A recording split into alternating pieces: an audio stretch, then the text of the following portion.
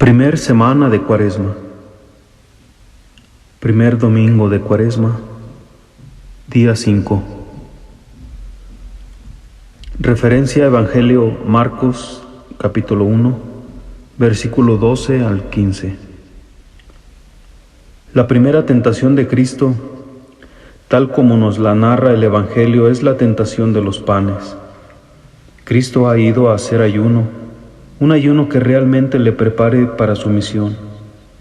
Cristo ha ido a ejercitarse, por así decir, al desierto, y el demonio le llega con la tentación de los panes, que no era otra cosa sino decirle: déjate de cosas raras, sé más realista, baja un poquito a la vida cotidiana. Es decir, materialízate, no seas tan espiritual. Es una tentación que nosotros podemos tener en nuestra vida cuando llegamos a perder toda dimensión sobrenatural de nuestro ser cristianos. Es la tentación del querer hacer las cosas sin preocuparme si le interesan o no a Dios. Tengo un problema y me digo, lo arreglo porque lo arreglo, y a veces olvidamos de la dimensión sobrenatural que tienen las dificultades. Cristo ayuna y siente hambre, como nos dice el Evangelio, y Cristo tiene que transformar el hambre en una palanca espiritual, en un momento de crecimiento interior. Ahí Cristo es tentado para decirle: no busques eso, no hace falta ese tipo de cosas, mejor dedícate a comer, mejor dedícate a trabajar. Es la tentación de querer arreglar yo todos los problemas. Hay situaciones en las que no queda otro remedio sino ofrecer al Señor la propia impotencia por el sacrificio personal.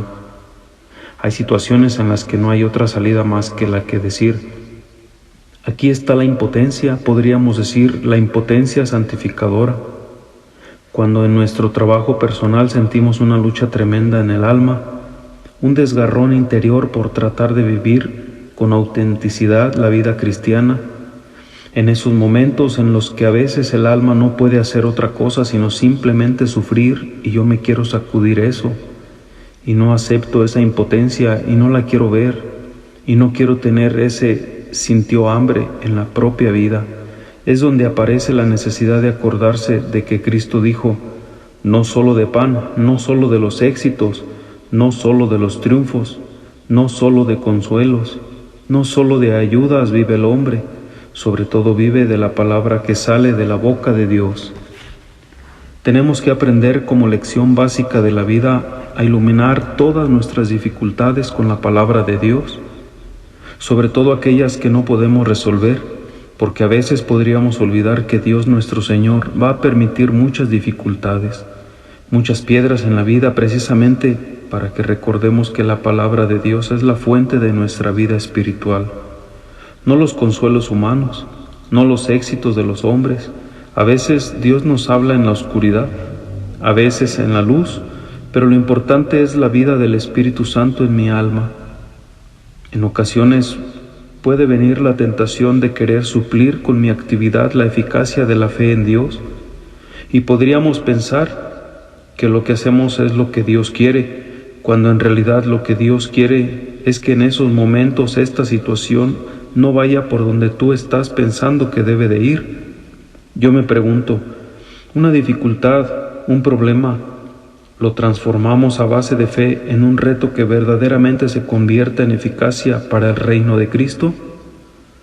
No pretendamos arreglar los problemas por nosotros mismos. Preguntemos a Dios: ¿sé yo vencer con la palabra de Dios o caigo en la tentación? Después, dice el Evangelio, lo llevó a un monte alto donde se veía todos los reinos de la tierra. Cristo es tentado por segunda vez para que su misión se vea reconocida por los hombres, para que obtenga un éxito humano y todos vean su poder. Sin embargo, el poder que les es ofrecido no es el que tiene Dios sobre la creación, sino es el poder que viene de haber vendido la propia conciencia y la propia vida al enemigo de Dios. Todo esto lo tendrás si postrándote me adoras. No es el poder que nace de haber conquistado el reino de Cristo, es el poder que nace de haberse vendido. A veces este poder se puede meter sutilmente en el alma cuando pierdes tu conciencia en aras de un supuesto éxito. Es el poder que viene de haber puesto la propia vida en adoración a los que desvían de Dios el final total de las cosas. El uso de las criaturas para la propia gloria y no para la gloria de Dios. La tentación de querer usar las cosas para nuestra propia gloria y no para la gloria de Dios es sumamente peligrosa, porque además de que nuestro comportamiento puede ser incoherente, son lo que Dios quiere para nosotros, lo primero que te desaparece es el sentido crítico ante las situaciones. ¿Por qué? Porque estás vendido a los criterios de la sensualidad y quien está vendido no critica.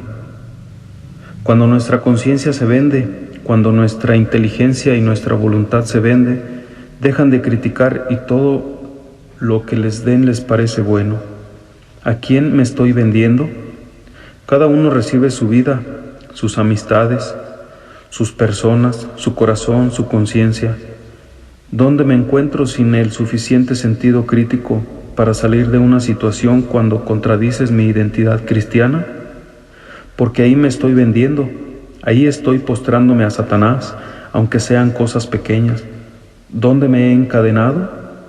¿Hay en mi vida alguna tentación que no solo me despoja del necesario sentido crítico ante las situaciones para juzgarlas solo y nada más según Dios, sino que acaban sometiendo mis criterios a los criterios del mundo y por lo tanto acaba cuestionando los rasgos de mi identidad cristiana?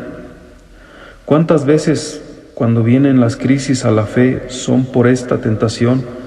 Cuando nos vienen los problemas de que si estaré bien donde estoy o estaría mejor en otra parte, es por venderse a una situación más cómoda, a un lugar que no te exija tanto, un lugar donde puedas adorarte a ti mismo. Es triste cuando uno lo descubre en su propia alma y es triste cuando uno lo descubre en el alma de los demás. Muchas veces es imposible penetrar en el alma porque ha perdido toda brújula, ha perdido todo el sentido crítico, ha perdido la capacidad de romper con el dinamismo del egoísmo, de la soberbia, de la sensualidad. ¿Cuántos cambios podríamos tener de los que pensamos que ya no tenemos vuelta? Por último, el demonio lleva a Cristo. La tentación del templo es en la que Cristo desenmascara con la autenticidad de su vida, con la rectitud de intención, con la claridad de su conciencia, la argucia del tentador. Esta tentación tiene un particular peligro. Los comentaristas que han siempre enfrentado a esta situación piensan: ¿qué gracia tendría el de tirarse del pináculo del templo y que los ángeles te agarrasen? La idea central de esto es una exhibición milagrosa. Un señor se sube a la punta del templo y lo están viendo abajo. Se tira y de pronto unos ángeles le acogen y lo depositaren en el suelo. Todo mundo daría gloria a Dios.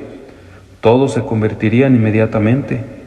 Es la tentación que tiene un particular deleite porque ofrece la conciliación entre las pasiones humanas de mi yo con el servicio a Dios, con la gloria que se debe al Creador. Esta tentación que podríamos llamar de orgullo militantes es quizás la más sutil de todas. Es también la tentación que Cristo desenmascara en los fariseos cuando les dice: les gusta ser vistos y admirados de la gente y que la gente les llame maestros.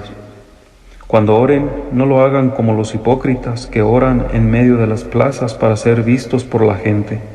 Cuando oren, enciérrate, que tu Padre que ve en lo secreto te recompensará. Con qué perspicacia nuestro Señor conocía el corazón humano que se puede enredar perfectamente, incluso en medio de la vida de oración, con el propio orgullo y egoísmo. Revisemos bien nuestra conciencia para ver si esta tentación no se ha metido en nuestras vidas. Recordemos que nuestra vida solo tendrá un auténtico sentido cristiano en la medida en que aceptemos a Cristo vencedor de la tentación del pan, de los reinos y del templo.